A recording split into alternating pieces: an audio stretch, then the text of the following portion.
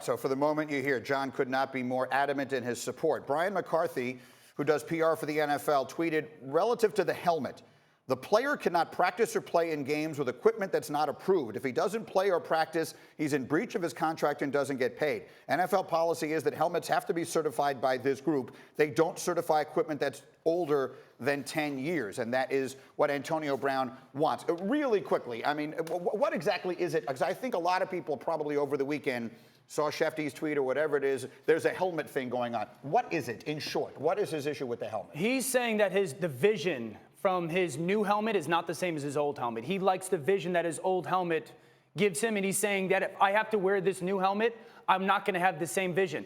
This is his helmet that he wants to wear, this is Deion Sanders' old school face mask, 2 bars on the side.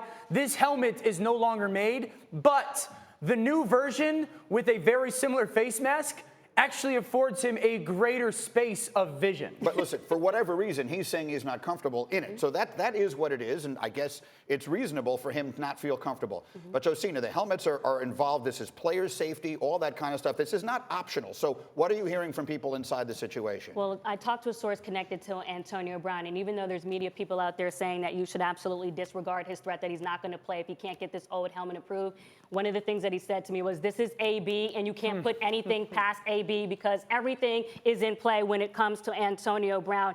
He also said that he understands that he has the leverage because the team is likely going to have to deal with him with white gloves, knowing that they had drama last year, letting Khalil Mack go and also trading Amari Cooper away, and they don't want to have that same repeat. And lastly, when I also talked to a coach who's on the team, he said John Gruden told them last week, this is a personal issue for AB. We're absolutely supporting him. This is on him to get it resolved, but also knowing that there are a lot of players on this team who are really focused just on themselves because only 3 of the 12 wide receivers on this team actually were playing there last year, and everyone it's about survival of the fittest. Everyone's worrying about their own situation. So Bobby, what? I mean, this is, preseason has barely started. Antonio Brown already, we have issues in Oakland. Well, there's going to be issues because of who he is. I mean, he's a high-maintenance guy, and the Raiders have no choice in the back end. They traded for him, they paid him, they re-upped his deal. The one interesting piece about his contract and how it's structured, if he chose not to play, you would have to pay back your signing bonus.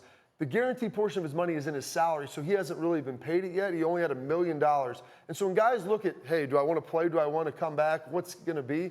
How much of a check am I going to have to write out of money I've already been paid? And so he's not going to have to do this. I eventually think he's going to play. They'll get this figured out. But I do understand the helmet piece.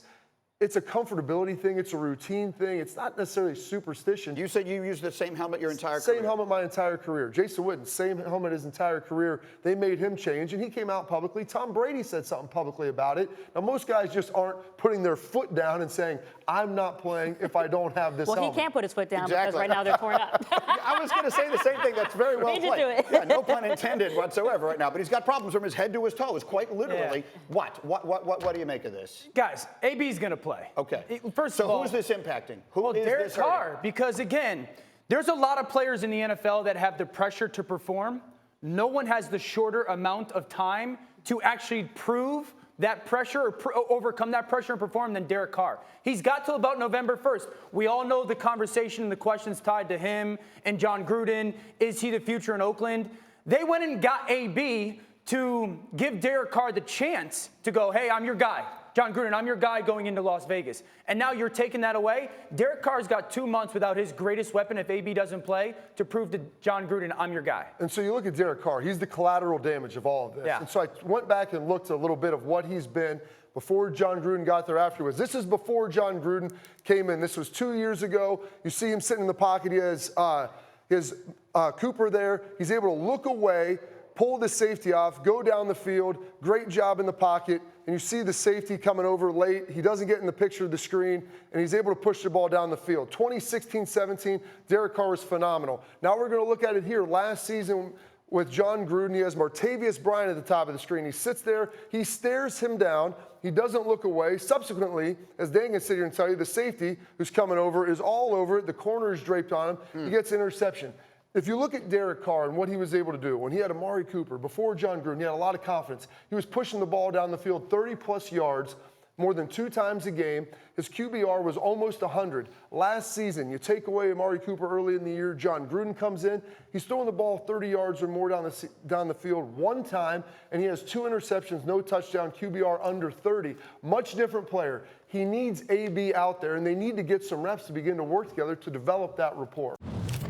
Thanks for watching ESPN on YouTube. For more sports, highlights, and analysis, be sure to download the ESPN app. And for live streaming sports and premium content, subscribe to ESPN Plus right now.